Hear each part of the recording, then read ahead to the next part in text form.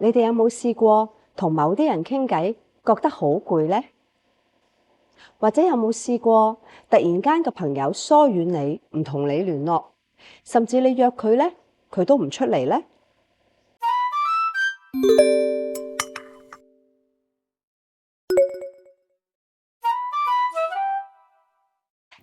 大家好，我係阿 V， 今日咧想同大家傾一個好有趣嘅話題，就係說話嘅藝術。說話嘅藝術同人際關係嘅影響。隨住年紀嘅增長咧，好多中年朋友，尤其是女性咧，好容易就忘記咗呢個說話嘅藝術同埋技巧。我哋都知道，說話直率同粗暴嘅說話，冇禮貌，中間條界線咧，其實係好幼嘅。喺日常生活中咧，溝通係會好影響到我哋嘅人際關係，同埋我哋自身嘅形象嘅。咁究竟點樣先至說話係恰當嘅呢？以下我有幾個例子咧，可以同大家分享嘅。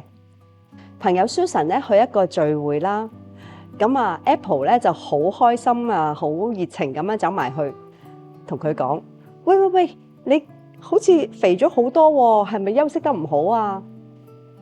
咁Susan 咧就有少少尷尬咁笑住話：係啊，最近因為工作忙，所以冇乜時間太注意飲食咯。咁 Apple 就睜大隻眼指住佢話：嗱，我都話你係肥咗噶啦，不過唔緊要嘅，肥咗都唔肉酸嘅，反而更加有福氣添。咁Susan 就沉一沉，然後都應咗佢嘅，就話係啦，我以後會注意噶啦咁。咁喺呢度咧，我哋可以睇到其實咧，Apple 咧係好意嘅，係出於好意嘅提醒嘅，但係佢過分嘅直接咧，同埋一啲好誇張嘅動作啊、面部表情咧，就令到對方唔係咁舒服啦。咁呢啲行為咧，有陣時就係源於我哋冇喺小時候冇好好咁培養說話嘅技巧啦，用一啲好直接、好直率，自己諗到乜嘢就講乜嘢，即係好似俗語話齋冇經過大腦思考嘅就講出嚟嘅溝通方式咧，喺現今嘅時代咧就已經唔係好可以用噶啦，唔係好合潮流噶啦，因為我哋咁樣講嘢咧，好容易係會篤到人哋嘅痛處噶。咁我另外一個朋友 Christine 咧，佢就去探佢嘅病咗嘅孫仔，咁佢係好擔心啦，皺晒眉頭咁樣就同個新抱講：睇你都係唔識得湊細路噶啦，你睇下你湊到個細路咁樣又病又咁樣嘅，你真係可能唔夠溫柔啊你。我湊大佢阿爸自己有一套好好嘅方法㗎咁。咁新抱咧就面都紅晒咁樣同佢講：媽咪，我已經好盡力㗎啦。咁但係細路仔曳，自己跳落水池凍親病咗。我而家湊佢都好攰㗎咁。Christine 仲繼續話：唔係啦，你都係唔識湊細路㗎啦。算啦，等我嚟啦咁。點知咧個新抱咧，叭一聲咁爆喊。佢就同Christine 講：佢話媽咪，你可唔可以唔好咁樣講嘢啊？我都好想做一個好媽媽噶。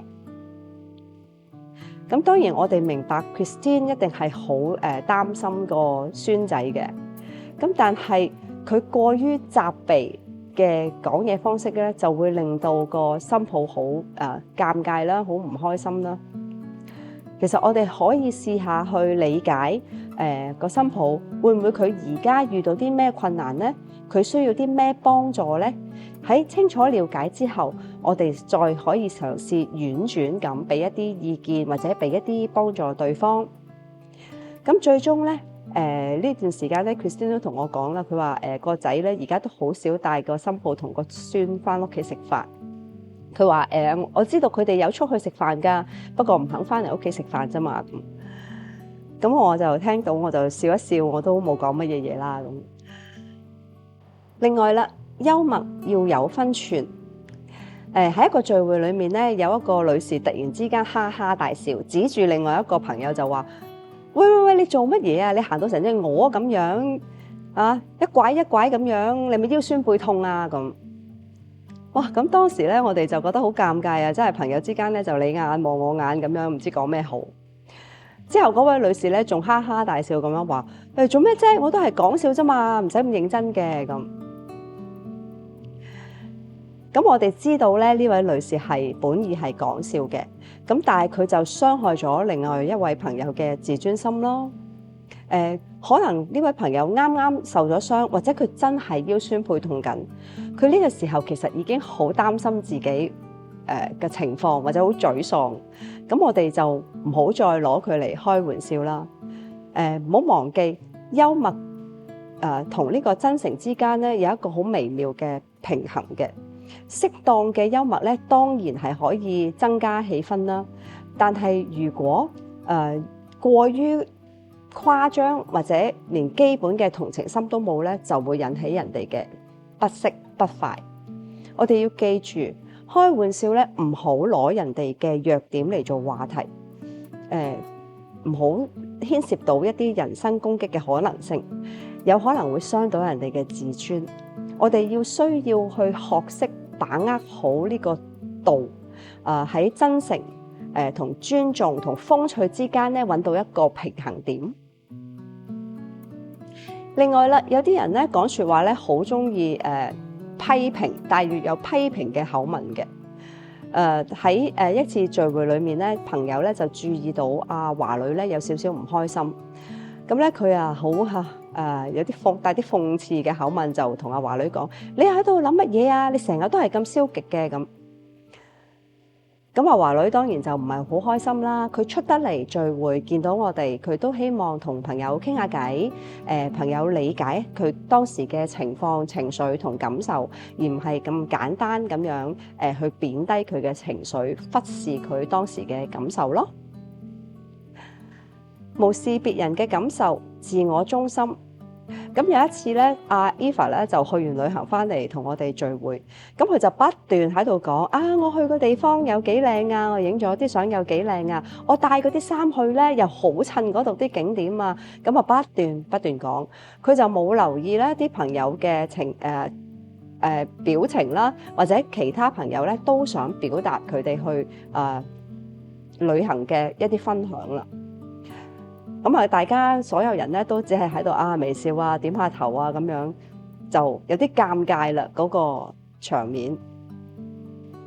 咁另外有一啲朋友咧就無論喺傾偈嘅過程啦，或者喺做事嘅過程咧，都係比較缺乏耐心嘅。咁有一次咧，我哋聚會就去朋友屋企就玩煮飯仔嘅，咁咧就大家一齊煮飯啦，咁我就煮飯唔係好叻啦，我就坐埋去梳化嗰度同其他朋友傾偈。咁有一個朋友喺度切緊嘢，咁切得唔係話好刀工，唔係話好厲害嗰種嘅。咁阿 May 咧就行埋去，就同人哋講就話：你切得咁慢，你行開啦，等我嚟啦咁。咁當時就見到嗰個朋友面色一沉啦。咁我哋當然即刻就叫佢過嚟，你過嚟梳化同我哋傾偈啦咁。咁阿 May 咧雖然係好意嘅。咁但係咧就會令到當時呢個朋友咧好尷尬啦，係咪佢能力真係咁差咧？佢會諗係嘛？另外啦，我哋好容易咧就會用一啲負面嘅語言嘅。喺食飯嘅時候咧，咁阿 May 又見到 Susan 想攞甜品食，於是佢就講啦：哎呀，你咁肥你就唔好再食甜品啦咁。即使佢係出於關心，咁但係咁樣一講咧 Susan 就會好尷尬啦，就導致咗佢一種反擊嘅心態。Susan 就話啦：關你咩事啫？你咁多事做咩啫？咁所以有陣時我哋遇到有人咁樣同我哋反擊咧，我哋要先自己諗下，咦，我哋係咪之前講咗啲乜嘢，做咗啲乜嘢去冒犯咗人哋先呢？冷漠無情。咁咧，阿華女喺工作上面咧就遇到一啲困難，咁有啲唔開心。咁阿 May 又同佢講：喂，工作就係咁噶啦，做嘢都係咁噶啦，有乜好怨啫咁？咁呢種咁嘅冷漠嘅反應咧，就會令到人哋覺得好孤獨啦。佢出嚟同朋友都係想開心，都係想分享，我哋開解下佢。咁所以我哋就唔好用一啲咁負面嘅或者咁冷漠嘅語言去對待我哋嘅朋友啦。點解會有啲人講嘢經常無心之失，而有啲人講說話又可以咁謹慎嘅呢？呢兩個係一個好大嘅極端嚟嘅。其實無心之失嘅形成咧，好多時都係我哋嘅家庭環境啦。可能以前咧就缺乏咗一啲情緒管理、情緒智商嘅培養，過於自我中心啦，唔識得換位思考。好似Tesla 個CEO 咁，經常都喺媒體度咧亂講嘢啊，佢想講乜嘢就講乜嘢啊，咁樣導致咧個股價咧經常波動嘅。謹慎說話嘅養成咧，就係至少培養咗同理心啦，識得顧人哋感受啦，講說話咧永遠都係會諗過先至講啦，亦都識得點樣去積極聆聽嘅技巧啦。我哋可以學習呢個3秒法則，講說話之前停頓3秒。心理學家研究表示咧，人嘅大腦咧係需要0.1秒先至做到反應嘅，即是話我哋收到一句說話咧，我哋需要0.1秒咧先至完全明白對方講乜嘅，而需要2至3秒咧先至可以作出呢個理性判斷。所以說話之前啦，我哋有短暫嘅停頓咧係好重要嘅。改變說話咧係需要時間同埋練習啦，但係呢一個咧絕對係值得投資嘅，因為良好嘅溝通技巧咧就係成功嘅基石，包括你喺人際關係同埋你喺工作環境。心理學家研究表示咧，隨住年紀嘅增長，原來人嘅思維模式同埋呢個情緒管理咧都會發生變化嘅，所以我哋中年人咧就需要特別注意呢啲變化，調整自己嘅一啲交流嘅方式，同人哋保持一啲良好嘅互動關係。咁以上講咗咁多啦，咁對50歲以上嘅朋友嚟講咧，至關重要嘅女性就係一定要好留意啦。男士一般嚟講咧就冇咁多說話嘅，或者就算佢哋講錯嘢咧，人哋都會覺得佢粗心大意啫。但係作為女性嘅我哋咧就冇咁樣嘅優惠啦。有陣時說話多，講多錯多咯。可以通過自我練習、自我觀察、同理心嘅培養、情緒管理，喺日常表現出智慧同埋魅力，就可以贏得人哋嘅尊重啦。巴菲特講過，需要20年嚟到建立聲譽，但係只需要5分鐘就可以破壞佢噶啦。呢句話咧都好適合係形容我哋嘅言語習慣嘅。